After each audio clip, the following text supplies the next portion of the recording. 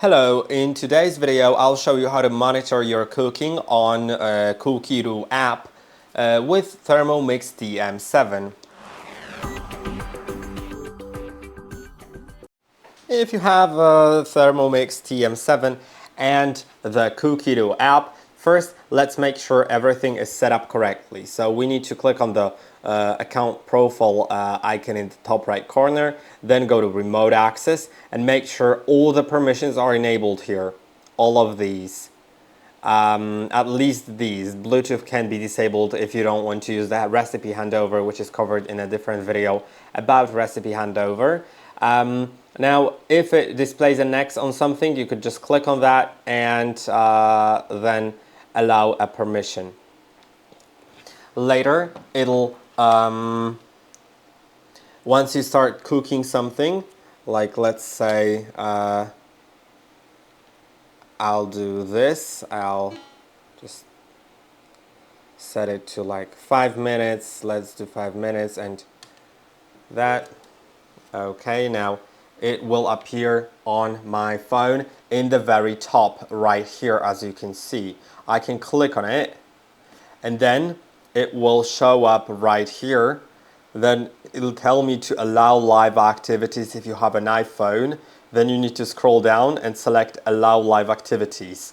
So it will show up also on your lock screen. So I think that would be pretty useful. Now, if it was a recipe, an actual recipe, which let's do, let's open a recipe like, let's do the pizza dough.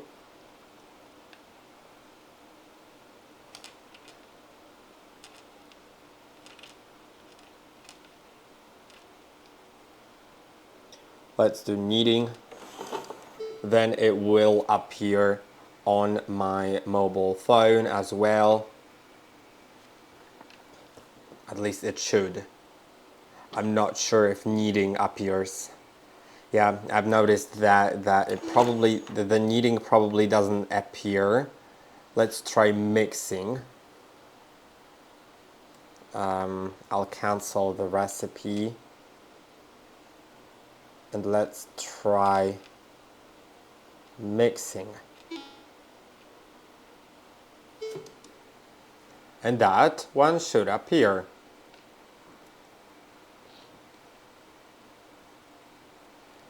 I don't know.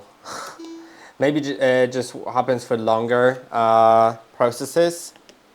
So let's do whisked egg whites because that's what I'm sure about worked. And now next, and let's start whisking. Oh, I skipped it again. I didn't want to. Yeah, let's start it.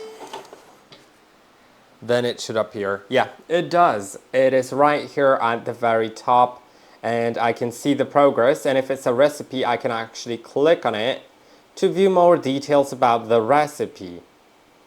And that's it. I hope that this video was helpful. Don't forget to like and subscribe, and I'll see you in the next one.